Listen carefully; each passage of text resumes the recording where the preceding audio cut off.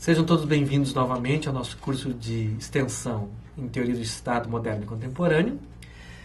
Nós estamos examinando a teoria do governo, já há algumas aulas. Na aula passada nós terminamos os sistemas de governo. Nessa aula nós vamos examinar os regimes políticos, né? Como eu já adverti em aulas anteriores, essa terminologia ela varia bastante de autor para outro. Eu estou utilizando a expressão regime político aqui num sentido de oposição entre regimes democráticos e não democráticos. É principalmente nesse sentido que se fala em regime político, né? Nós veremos algumas características principais, então, de regimes que nós estamos aqui chamando genericamente de autocracias e algumas características principais de regimes que nós estamos chamando de democracias, né?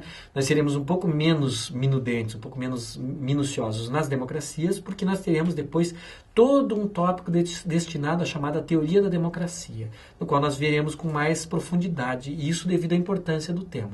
Então aqui nós seremos mais superficiais, mas ainda daremos algumas características centrais das democracias. Então, começando pelas autocracias. O nome é bem emblemático. É um nome genérico usado por vários autores. Hans Kelsen, por exemplo, usa a expressão autocracia. E o nome já diz, né? Auto, próprio. Cracia vem de kratos, poder. Poder próprio. São todos os regimes que, em geral, exercem o poder em nome próprio e por critérios próprios. São poderes, são regimes marcados por um certo autoritarismo, né? É um poder que normalmente é exercido em nome do próprio governante e a partir dos seus próprios critérios. Um poder exercido de cima para baixo. É um poder que não reivindica a legitimação no consentimento dos governados.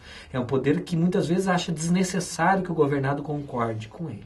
Então, a característica principal é essa, né? É um poder que tem a sua origem, o seu fundamento em si mesmo e que é exercido com base em si mesmo. Ou seja, as pessoas em geral, né, são vistas como súditos, são vistas como objeto do poder, mas não como origem do poder. Diferente do que acontece em sistemas democráticos, em que normalmente se busca de alguma maneira obter o consentimento dos governados e a participação dos governados no exercício do governo. Essa é uma das principais características dos sistemas democráticos. Os sistemas autocráticos não costumam ter essa característica. O que não significa que nunca se busque, de alguma maneira, pelo menos uma aparência de consentimento ou de participação dos governados. Existem fenômenos conhecidos como cesarismo, por exemplo, nos quais o governante, embora seja um governante autoritário, ele consulta a população sobre um determinado tema, né? Napoleão Bonaparte fez isso, vários governantes da América Latina fizeram e fazem isso. Então, esses regimes às vezes buscam também ter uma aparência de regimes populares, mas normalmente são regimes que não têm as características das democracias e que, portanto, são vistos como regimes autocráticos. Tem todo um conjunto de sistemas ou de regimes que são considerados autocracias. Aqui nesse slide que está na tela dos senhores tem alguns exemplos: monarquias absolutistas, ditaduras, regimes autoritários, regimes totalitários. Então, a gente vai falar rapidamente de alguns deles, né? Monarquias absolutistas, todos sabem, né, que se tratam das primeiras monarquias que surgiram por volta do século XVI na Europa, marcadas pela concentração do poder, pela concepção de que um monarca tinha poderes ilimitados, poderes inclusive de vida e morte sobre os súditos, né, e que eram marcados exatamente por essa noção de irresponsabilidade do monarca. O monarca não poderia ser responsabilizado, o monarca não era passível de nenhum tipo de controle por quem quer que fosse. A ideia era que o monarca tinha o seu poder oriundo da divindade, oriundo de Deus, e que só respondia perante Deus, mas jamais perante os homens ou perante os governados, né? Então a ideia aqui é o mais amplo poder nas mãos do monarca, né, e a mais ampla irresponsabilidade, imunidade, inviolabilidade do monarca, né, que podia fazer aquilo que bem entendesse, né? É obviamente uma autocracia, um poder fundado em si mesmo, embora reivindique muitas vezes uma origem divina, né, mas é na prática um poder que tem nele mesmo a sua justificação, nele mesmo a sua origem e nele mesmo o seu fim. E um poder que não está preocupado nem em governar em favor dos governantes ou de um bem comum, dos governados ou de um bem comum ou coisa assim, nem preocupado muitas vezes em buscar algum tipo de legitimidade por parte do consentimento dos governados ou eleições ou coisas assim. Essas monarquias normalmente foram banidas, né, foram varridas do mapa, principalmente depois das revoluções liberais do século XVII, do século XVIII. Então, hoje é algo que não me parece particularmente importante, né? Importante historicamente, mas na contemporaneidade não se verifica, né? Mais recentemente, no entanto, nós temos com muita frequência aquilo que os autores, que muitos chamam, por vezes, de ditaduras, né? Ou o que nós podemos chamar, talvez, de regimes autoritários ou regimes totalitários, dos quais nós já fizemos menção em aulas anteriores também, né? Grosseiramente, de modo geral, o que são ditaduras, né? São esses governos autocráticos que não têm legitimação na sua investidura e que muitas vezes não têm legitimidade no exercício do poder. São duas questões aqui. Ilegitimidade na investidura e ilegitimidade no exercício do poder. O que significa ilegitimidade na investidura? Normalmente, se considera que os governos devem ser democráticos. A democracia é um valor muito difundido no pensamento político contemporâneo. Então, de modo geral, tende-se a ver como legítimos os governos fundados em eleições livres, justas, sérias, etc. Quando existe uma usurpação do poder por um golpe de Estado ou por um golpe militar, por exemplo, existe um defeito na investidura, né? Essa investidura normalmente é vista como ilegítima por ser antidemocrática. Então, ditaduras normalmente são governos que são vistos como viciados porque quem detém o poder obteve esse poder por violência, por fraude, por um meio que não é um meio legítimo. Eleições legítimas ou coisa equivalente. Então, existe normalmente aqui associada à ideia de ditadura um vício na investidura, no acesso ao poder. E muitas vezes também a ideia de um vício no exercício do poder. Normalmente se entende que o poder tem que ser exercido dentro dos limites do que o direito estabelece. A ideia é governo da lei, né? Rule of law. Né? Ou seja, o poder tem que ser exercido sempre sob a lei, nos limites do que a lei permite. Nunca acima da lei. Né? Diferente daquilo que se pensa nas monarquias absolutistas, por exemplo.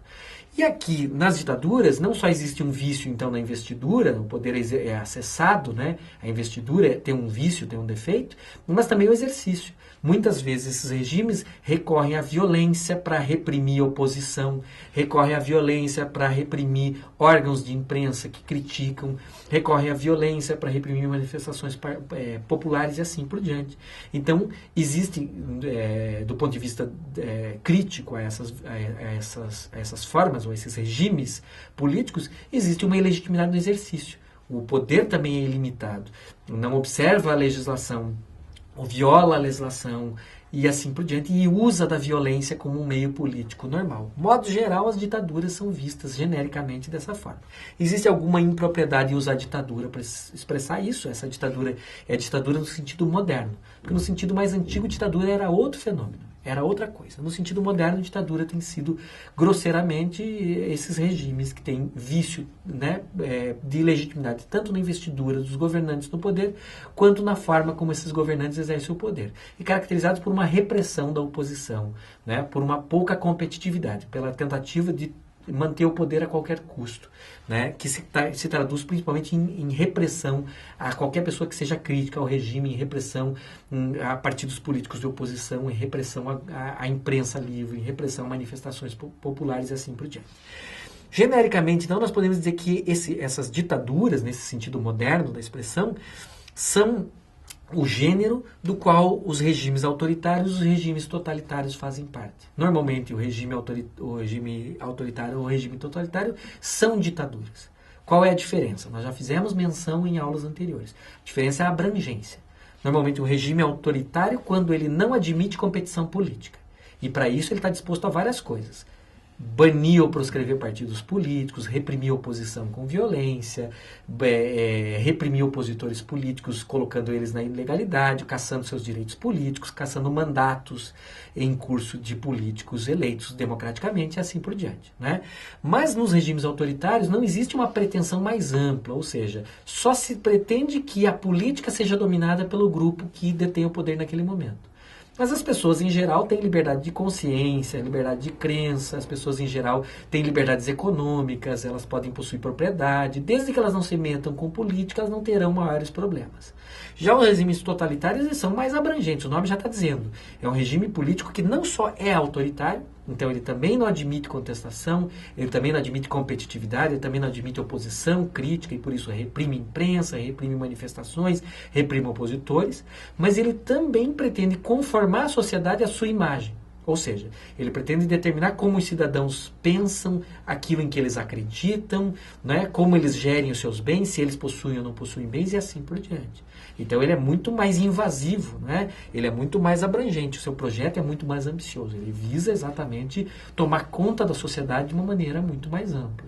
Né? São regimes que violam a liberdade de crença ao tentar proscrever, por exemplo, a religião, são regimes que violam a liberdade de pensamento ao proscrever certas tendências, certas ideologias, né, ao impor uma ideologia oficial. São regimes que abolem alguns direitos, como, por exemplo, o direito de propriedade, ao coletivizar os meios de produção. Esses regimes, em geral, são considerados como regimes totalitários. Não, uma espécie de regime autoritário piorado, porque é mais abrangente. Então, normalmente, as autocracias são esses sistemas, né? Na próxima aula nós examinaremos as democracias em profundidade. Como eu disse, né, nós veremos as características da democracia que permitem distingui-las exatamente dessas autocracias, desses regimes, sejam eles autoritários, sejam eles totalitários, sejam eles do cariz que forem. Né? Então nós nos veremos novamente na próxima aula para tratar especificamente da teoria da democracia e entender melhor esse regime específico que, devido à sua importância, merece uma aula ou mais aulas apenas para ele.